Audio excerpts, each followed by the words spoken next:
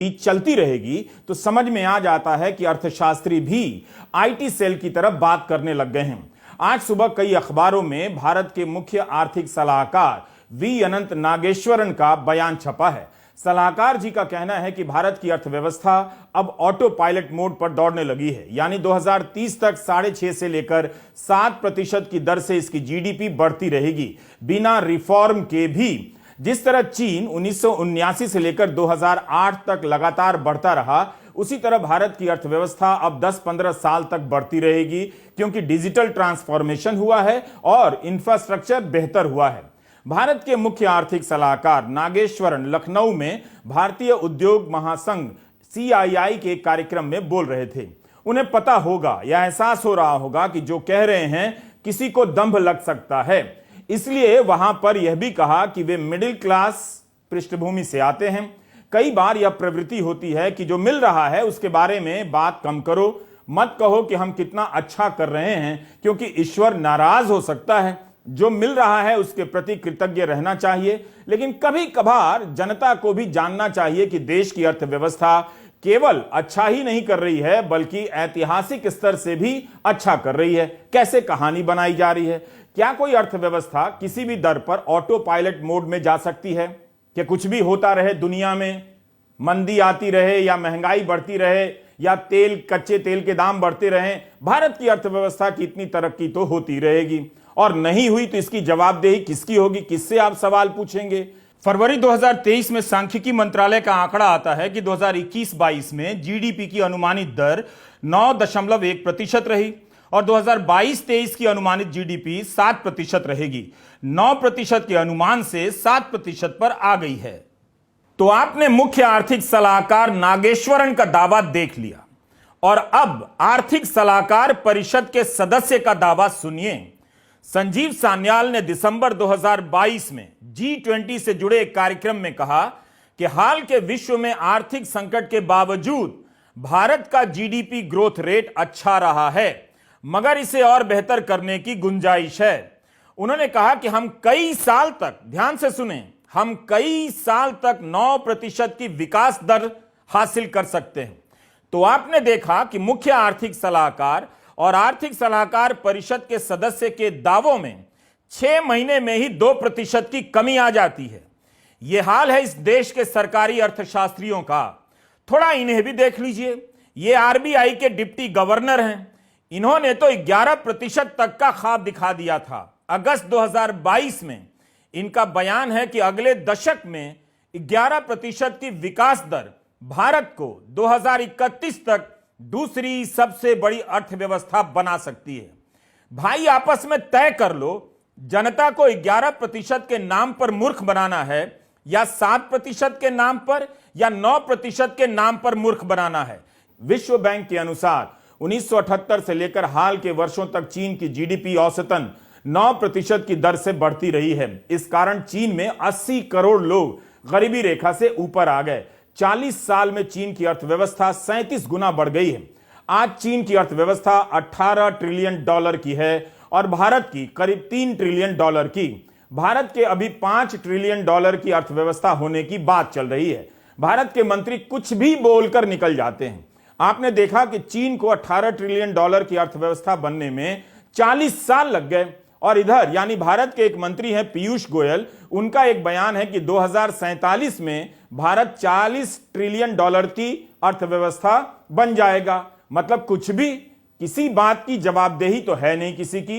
Headline के लिए कुछ भी बोल दो। जीडीपी की दर हेडलाइन में देखकर कई लोगों को ठंडी हवा के झोंके का एहसास होने लग जाता है कि अर्थव्यवस्था के मोर्चे पर सब ठीक चल रहा है। अब बस अगर कुछ बाकी है तो महाराष्ट्र में औरंगजेब का हिसाब करना रह गया है।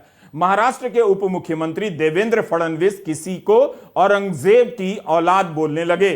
मोहम्मद थावेर की रिपोर्ट बताती है कि महाराष्ट्र में सोशल मीडिया पर धार्मिक पोस्ट और धार्मिक यात्राओं को लेकर सांप्रदायिक तनाव की हाल में कई घटनाएं हो चुकी हैं।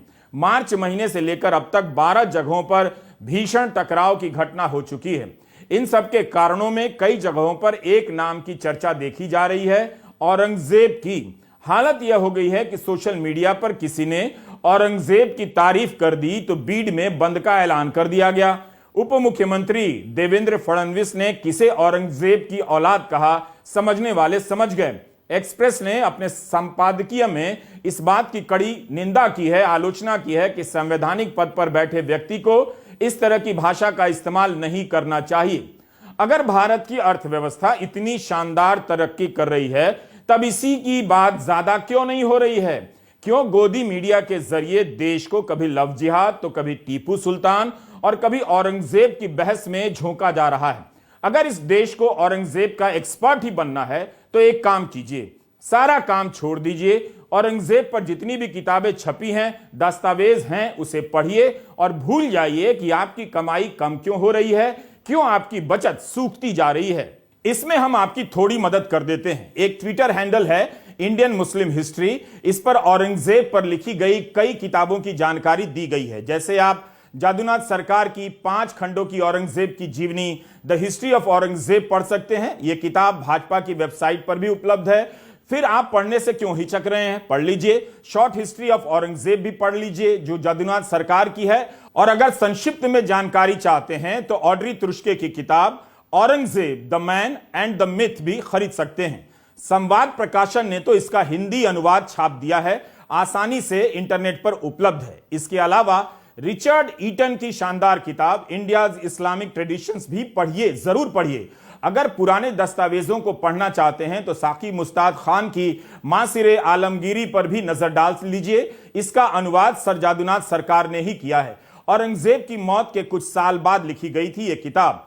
यह भी भाजपा की वेबसाइट पर है। बताइए, किताबों की कमी नहीं है। औरंगजेब के पत्रों पर भी काम हुआ है। आप इसके लिए रुक्काते आलमगीरी भी पढ़ सकते हैं। एनएस इनामदार की किताब शहंशाह तो मराठी में भी है, अंग्रेजी में भी है। एम अतहर अली की किताब the Mughal nobility under Aurangzeb भी पढ़ लीजिए। बाकी किताबों की जानकारी भी आप इस ट्विटर हैंडल से ले सकते हैं जिसका नाम इंडियन मुस्लिम हिस्ट्री है। और एक नहीं, सभी किताबों को पढ़िए, तब देखिए कि इन्हें पढ़ने के बाद आप झगड़ा करने लायक बन जाते हैं या समझने लायक बन जाते हैं। 9 साल से जनता को इन बहसों में उलझाया जा रहा है। बेहतर है आप इन किताबों को अगले 9 महीने में पढ़ लें ताकि इस बहस में अच्छी तरह भाग ले सकें। रही बात अर्थव्यवस्था की, तो उसके बारे में बहस का टाइम ही नहीं आएगा, केवल हेडलाइन छपकर आएगी। भारत के नौजवानों को यह समझना होगा, खासकर हिंदी प्रदेश के नौजवानों को, जिनके हिस्से दुनिया का सबसे घटिया स्कूल और सबसे घटिया कॉलेज आता है, उन्हें जान लेना चाहिए कि औरंगजेब तो इस दुनिया से 316 साल पहले चला गया। उसके बारे में जानना है तो लाइब्रेरी में बैठकर पढ़िए, सड़क पर आकर जानकारी हासिल करेंगे, तनाव पैदा करेंगे तो औरंगजेब का कुछ भी नहीं बिगड़ेगा। आपके शहर का वातावरण खराब होगा और उसका और खराब असर आपकी अर्थव्यवस्था पर पड़ेगा। अपने हाल की भी चिंता कीजिए।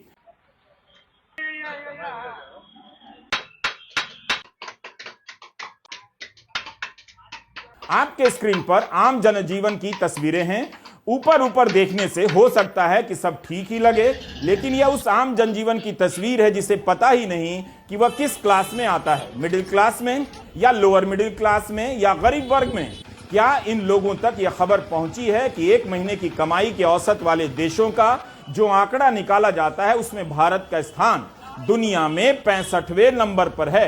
यानी जितने लोग कमाते हैं उनकी मासिक आमदनी का औसत निकालिए तो भारत में बहुत खराब है, लोग बहुत कम कमाते हैं। पिछले साल मई में प्रधानमंत्री आर्थिक सलाहकार परिषद द्वारा कमीशन की गई रिपोर्ट का आंकड़ा आया कि भारत में 25,000 कमाने वाला चोटी के 10% की आबादी में आ जाता है।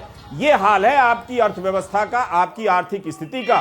तो सोचिए बाकी की आबादी कितने कम में गुजारा कर रही है। मार अर्थव्यवस्था पर पड़ रही है और आपसे कहा जा रहा है कि औरंगजेब के नाम पर मारामारी करते रहिए।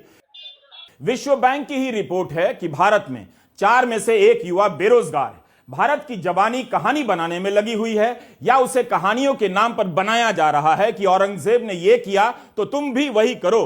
पता है कि जनता कहां उलझी है, इसलिए इसका लाभ उठाकर आर्थिक सलाहकार जैसे लोग कुछ भी बयान देते हैं कि अर्थव्यवस्था ऑटो पायलट पर है, सब कुछ इतना ठीक है कि कुछ ना भी करें तो 6.5-7% की दर से जीडीपी बढ़ती रहेगी। कमाल है साहब। इनसे पहले भी कई लोग, कई मंत्री वगैरह इस तरह का दावा कर गए हैं, बल्कि वो तो 2 अंकों से लेकर 8 से 9% तक की जीडीपी का दावा कर गए। जिसका पता ही नहीं चला और उनकी जवाबदेही समाप्त हो गई क्योंकि जनता औरंगजेब में मस्त हो गई। अब भारत के मुख्य आर्थिक सलाहकार जीडीपी की दर को अगले 10-15 सालों के लिए फिक्स कर रहे हैं 6.5% की दर से। क्या भारत ने